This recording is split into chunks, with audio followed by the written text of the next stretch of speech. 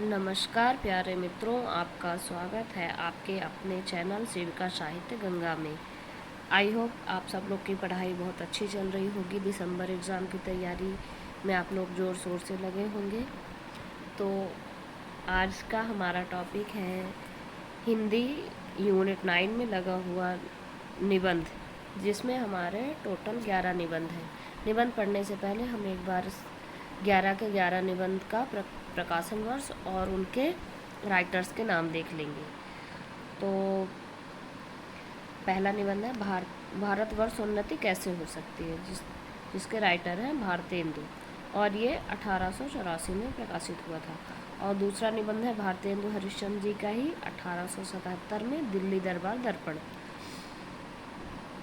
कविता क्या है? आचार्य रामचंद्र शुक्ल का 1909 में प्रकाशित हुआ था। मेरे राम का मुकुट भीग रहा है विद्यानिवास मिश्र का है, 1974 इसका प्रकाशन वर्ष है। संस्कृति और सौंदर्य नामवर सिंह का 1982। और नाखून क्यों बढ़ते हैं हजारी प्रसाद द्विवेदी का 1951 प्रकाशन वर्ष है। उत्तरा फाल्गुनी के आसपास कुबेर नाथ राय का 1973 प्रकाशन वर्ष। शिव मूर्ति प्रताप नारायण मिश्र का। शिव शंभू के चिट्ठे बाल मुकुंद गुप्त। आपके सिलेबस में बाल मुकुंद गुप्त की जगह कुछ और नाम लिखा जो कि गलत है। आप अपने अगर किसी के पास सिलेबस है तो आप इसको सुधार कर सकते हैं। मजदूरी और प्रेम सरदार फूल सिंह का है। और उठ जागनू से फिर विवेकी राय का 2012 में, जो कि अपूर्ण है, पूरी तरीके से पूर्ण नहीं है। ये हो गए हमारे 11 के 11 निबंध। और अब आज हम पढ़ने वाले हैं भारतवर्ष उन्नति कैसे हो सकती। लेकिन इससे पहले हम कुछ इम्पोर्टेंट टॉपिक है इसके बारे में जो पढ़ लेते हैं, महत्वपूर्ण तथ्यों को, उसके बाद फिर हम पढ़ना शुरू करेंगे। भारतवर्ष की उन्नति कैसे हो सकती है? भारतेंदु हरिश्चंद्र जी ने इसको बलिया में ददरी के मेले के समय आर्य देशोपकारिणी सभा में दिया गया भाषण है। इसका दूसरा नाम बलिया व्याख्यान भी मिलता है कहीं कहीं पे, तो आप उसको भी नोट कर सकते हैं। हरिश्चंद्र पत्रिका में 3 दिसंबर 1884 को प्रकाशित हुआ था। भारतवर्ष की उन्नति कैसे हो सकती है निबंध में भारतेंदु भारतीय अतीत के गौरव, वर्तमान की पीड़ाएं और भविष्य के स्वप्न को रेखांकित करते हैं। इसके साथ ही इस निबंध में निज भाषा और स्वदेश हित के प्रश्न को भी उठाते हैं। भारतेंदु ने भारतीयों के आलसीपन पर करारा प्रहार करते हुए उन्हें चेतनाशील होने को कहा है। उन्होंने विभिन्न जातियों और धर्मों से मिलकर रहने का आग्रह किया है। उन्होंने धर्म में व्याप्त तमाम बुराइयों को भी हटाने की बात की है और अंतोगत्वा भारतीयों को एकजुट होने का संदेश दिया। बलिया के कलेक्टर रॉबर्ट को अकबर तथा उनके मुंशियों को टोडरमल और अबुल फजल के समान बताया। ये सारे आप अपने टॉपिक अपने नोटबुक में नोट कर लीजिएगा, क्योंकि बहुत इंपॉर्टेंट टॉपिक्स हैं जो पिछले 2024 में भी पूछे गए थे। यहाँ से क्वेश्चन बना हुआ था और 25 में भी बनने की संभावना है। हिंदुस्तान राजे महाराजे हकीम रईस कोई भी देश के जागरण को प्रयासरत नहीं है। भारतीयों के आलस्य को उनकी दुर्गति का कारण बताया है। और इसमें कई दोहे भी इस्तेमाल किए हैं, मतलब दोहों का भी प्रयोग किया हुआ है भारतेंदु जी ने, जिसमें से एक दोहा है मलुकदास जी का, अजगर करे न चाकरी पंछी करे न काम, दास मलुका कही गए सबके दाता राम। तो इसमें से ऐसा क्वेश्चन भी बन सकता है कि मलुकदास जी का कौन सा दोहा भारतेंदु जी ने अपने भारतवर्ष उन्नति निबंध में यूज किया है, प्रयोग किया है। या ये भी हो सकता है कि ये आपको दोहा दे के पूछ ले कि भारतेंदु जी के किस निबंध में आया है, तो इस पर भी थोड़ा सा ध्यान बनाए रखिएगा। पृथ्वीराज द्वारा शब्द भेदी बाण मारने की कथा का उल्लेख प्रचलित कथा से इतर यहाँ शहाबुद्दीन के भाई गयासुद्दीन को बाण मारने का वर्णन भी मिलता है। इसको भी आप नोट डाउन कर लीजिएगा। मीर हसन की मसनवी और इंद्र सभा का उल्लेख इन्हें लड़कों को बिगाड़ने वाला साहित्य माना है।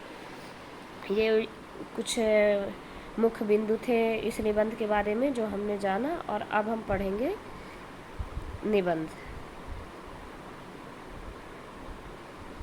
अगर आपको कुछ समझ में नहीं आता है, कुछ भी आपको कमी लगती है, तो प्लीज़ कमेंट करें। और बताएं, मैं अगली क्लास में उसको सुधारने का पूरा प्रयास करूंगी। भारतवर्ष उन्नति कैसे हो सकती है? 1884। भारतेंदु जी का जन्म है 1850 और उनकी मृत्यु का समय है 1885। कभी कभी इसमें से भी क्वेश्चन बन जाते हैं, प्रीवियस पेपर आप उठा के देखेंगे तो पूछा गया हुआ है। चलिए शुरू करते हैं। आज बड़े आनंद का दिन है कि छोटे से नगर बलिया में हम इतने मनुष्यों को एक बड़े उत्साह के से एक स्थान पर देखते हैं। इस अभागे आलसी देश में जो कुछ हो जाए वही बहुत है। बनारस ऐसे ऐसे बड़े नगरों में जब कुछ नहीं होता तो हम यह ना कहेंगे कि बलिया में जो कुछ हमने देखा वह बहुत ही प्रशंसा के योग्य है।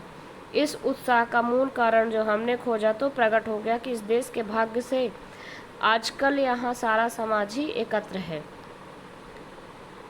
रॉबर्ट साहब बहादुर ऐसे कलेक्टर जहाँ हो वहाँ क्यों न ऐसा समाज हो। जिस देश और काल में ईश्वर ने अकबर को उत्पन्न किया था उसी में अबुल फजल बीरबल टोडरमल को भी उत्पन्न किया है।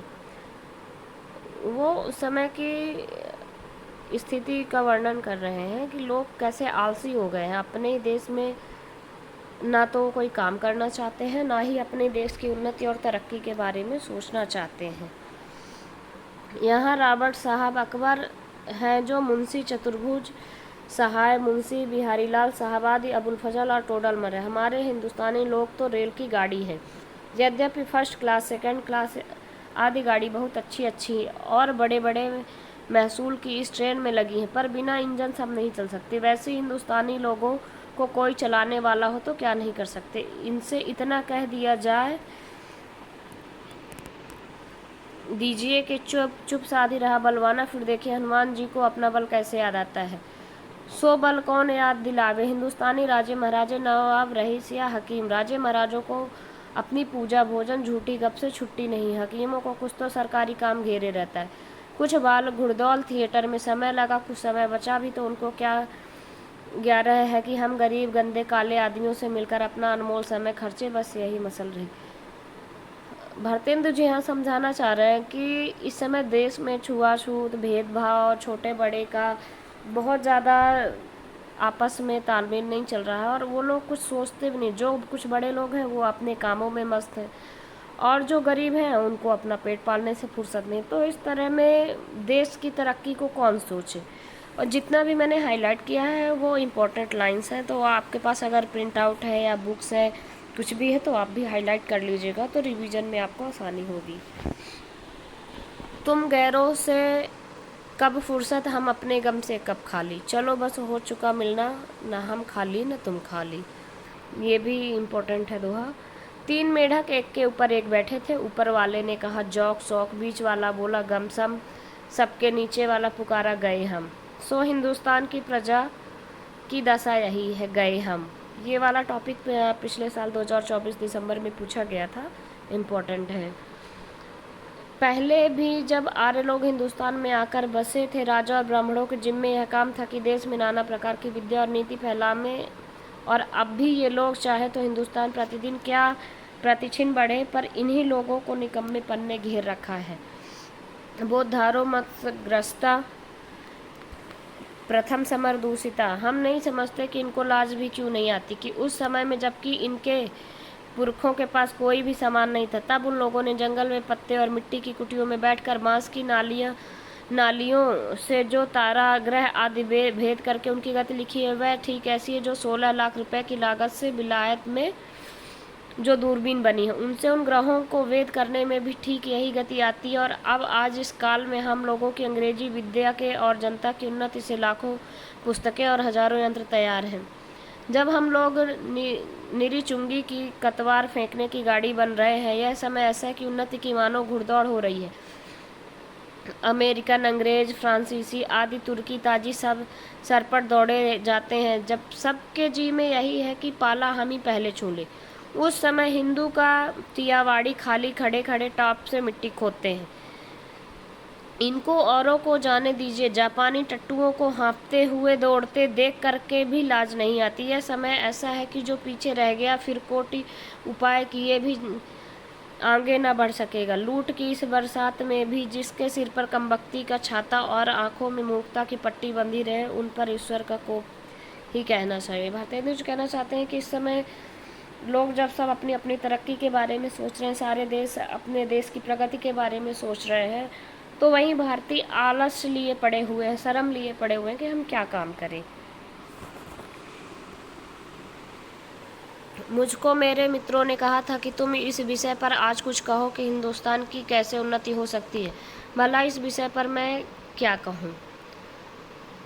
एक क्वेश्चन इसमें से ये भी बन सकता है कि किसके कहने पे भारतीय हिंदू जी ने भारतवर्ष उन्नति लिखी थी, तो इसका आप नोट डाउन कर दीजिएगा, ये भी इम्पोर्टेंट लाइन है। भागवत में एक श्लोक है, नृदेहमागम सुलभम सुहृदुलभम पल्लवम सुकल्पम गरुकर्णधारम मयानुकूलेनम तपम स्वतेरितम पुमान भवंधि न तरेता आत्माह। भगवान कहते हैं कि पहले तो मनुष्य जन्म ही दुर्लभ है, सो मिला और उस पर गुरु की कृपा, उस पर मेरी अनुकूलता, इतना सामान पाकर भी मनुष्य इन संसार सागर के पार न जाए, उसको आत्महत्यारा कहना चाहिए। वही दशा इस समय हिंदुस्तान की है। अंग्रेजों के राज्य में सब प्रकार का सामान पाकर, अवसर पाकर भी हम लोग जो इस समय उन्नति न करें तो हमारे केवल अभाग्य और परमेश्वर का कोप ही है।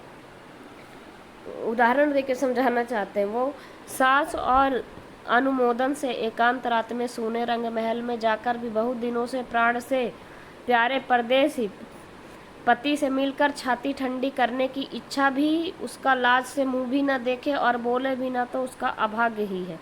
वह तो कल परदेश चला जाएगा। वैसे ही अंग्रेजों के राज्य में भी जो हम मेढक काट के उल्लू पिंजड़े के गंगाराम ही रहे, तो फिर हमारी कमबख्ती फिर कमबख्ती ही है। बहुत लोग यह कहेंगे कि हमको पेट के धंधे के मारे छुट्टी ही नहीं रहती बाबा, हम क्या उन्नति करें। तुम्हारा पेट भरा है, तुमको दून की सूझती है। उसने एक हाथ से अपना पेट भरा, दूसरे हाथ से उन्नति के कांटों को साफ किया। क्या इंग्लैंड में किसान खेत वाले, गाड़ीवान, मजदूर, कोचवान आदि नहीं है? किसी देश में भी सभी पेट भरे हुए नहीं होते, किंतु वे लोग जहाँ खेत जोतते पाते हैं वहीं उसके साथ यह भी सोचते हैं कि ऐसी कौन नई कल व मसाला बनावे जिससे इस खेत में आगे से दून अनाज उपजे। विलायत में गाड़ी के कोचवान भी अखबार पढ़ते हैं। जब मालिक उतरकर किसी दोस्त के यहाँ गया, उस समय कोचवान ने गद्दी के नीचे से अखबार निकाला। यहाँ उतनी देर कोचवान हुक्का पिएगा या गप करेगा, सो गप भी निकम्मी। वहाँ के लोग गप ही में देश के प्रबंध छाटते हैं। बात तो सही है, अपने यहाँ लोग खाली बैठे हैं तो कुछ न कुछ इसकी बुराई उसकी बुराई लग जाते हैं, जबकि बाकी लोग वहाँ अपने काम के बारे में सोचते हैं कि हम अपने आप को कैसे अपडेट करें। सिद्धांत यह है कि वहाँ के लोगों का यह सिद्धांत है कि एक छिन भी व्यर्थ न जाए। उसके बदले यहाँ के लोगों को जितना निकम्मापन हो उतना ही बड़ा अमीर समझा जाता है। आलस यहाँ इतनी बढ़ गई है कि मलूक दास ने दोहा ही बना डाला। वही दोहा जो मैं आपको आगे बताकर आई थी, अजगर करे न चाकरी, पंछी करे न काम, दास मलूका कही गए सबके दाता राम। चारों ओर आंख उठाकर देखिए तो बिना काम करने वालों को ही चारों ओर बढ़ती है। रोजगार कहीं कुछ भी नहीं है। अमीरों मुसाही भी दलालों या अमीरों के नौजवान लड़कों को खराब करना या किसी की जमा मार लेना, इनके सिवा बतलाइए और कौन रोजगार है जिससे कुछ रुपया मिले। चारों ओर दरिद्रता की आग लगी हुई है। किसी ने बहुत ठीक कहा है कि दरिद्र कुटुंबी इस तरह अपनी इज्जत को बचाता फिरता है जैसे लाजवंती बहू फटे कपड़ों में अपने अंग को छिपाए जाती। वही दशा हिंदुस्तान की है। मुर्दमशुमारी का रिपोर्ट देखने से स्पष्ट होता है, मुर्दमशुमारी का मतलब यहाँ पे है जनगणना से, मुर्दमशुमारी जनगणना की रिपोर्ट से स्पष्ट होता है कि मनुष्य दिन दिन यहाँ बढ़ते जाते हैं और रुपया दिन दिन कमती होता जाता है। सो अब बिना ऐसा उपाय किए काम नहीं चलेगा कि रुपया भी बढ़े, और रुपया बिना बुद्धि के ना बढ़ेगा। भाइयों, राजा महाराजाओं का मुंह मत देखो, मत यह आशा रखो कि पंडित जी कथा में ऐसा बतलाएंगे कि देश, रुपया और बुद्धि बढ़े। तुम आप ही कमर कसो, आलस छोड़ो। कब तक अपने को जंगली हूस, मूर्ख, बोधे, डरपोक पुकरवाओगे? दौड़ो इस घुड़दौड़ में, जो पीछे पड़े तो फिर कहीं ठिकाना नहीं। फिर कब कब राम जनकपुर आई हैं। उनके कहने का मतलब है कि अभी भी अगर आप लोग अपने आप को प्रोत्साहित नहीं करते हैं, किसी भी काम में आप आगे नहीं बढ़ाते हैं, सिर्फ देश की ही नहीं है, आपकी अपनी उन्नति भी तो है। अगर आप अच्छे से पढ़ाई नहीं करेंगे, कोई अच्छा सा जॉब नहीं करेंगे, तो फिर आगे आपको बहुत दिक्कत आएंगी अपने जीवन व्यापन करने में। तो वही चीज़ यहाँ पे भी उस टाइम पे भी ये सार्थक था, आज भी है। तब भारतेंदु जी की सोच कितने आगे की रही होगी कि ये कितने सालों पहले लिखा गया, जो आज भी सही है आपके ऊपर। अब की जो पीछे पड़े तो फिर रसातल ही पहुंचोगे। जब पृथ्वीराज को कैद करके गौर ले गए तो शहाबुद्दीन के भाई गयासुद्दीन ने किसी ने कहा कि वह शब्द वेदी बाण बहुत अच्छा मारता है। एक दिन सभी नियत हुई और 7 लोहे के तांबे बाण के फोड़ने को रखे गए। पृथ्वीराज को लोगों ने पहले से ही अंधा कर दिया था। संकेत यह हुआ कि जब गयासुद्दीन हूँ करे तब वह तांबे पर बाण मारे। चंद कभी भी उसके साथ कैदी था। यह समा देखकर उसने यह दोहा पढ़ा, अब की चढ़ी कमान को जाने फिर कब चढ़े, जिन चूके चौहान इक्के मारे इक्क सर। उसका संदेश समझकर जब गयासुद्दीन ने हूँ किया तो पृथ्वीराज ने उसी को बाण मार दिया। वही बात अब है। अब की चढ़ी समय में सरकार का राज्य पाकर और उन्नति का इतना सामान पाकर भी तुम लोग अपने को न सुधारो तो तुम ही रहो। वह सुधरना भी ऐसा होना चाहिए कि सब बात में उन्नति हो, धर्म में, घर के काम में, बाहर के काम में, रोजगार में, शिष्टाचार में, चाल चलन में, शरीर में, बल में, समाज में, युवा में, वृद्ध में, स्त्री में, पुरुष में, अमीर में, गरीब में। भारतवर्ष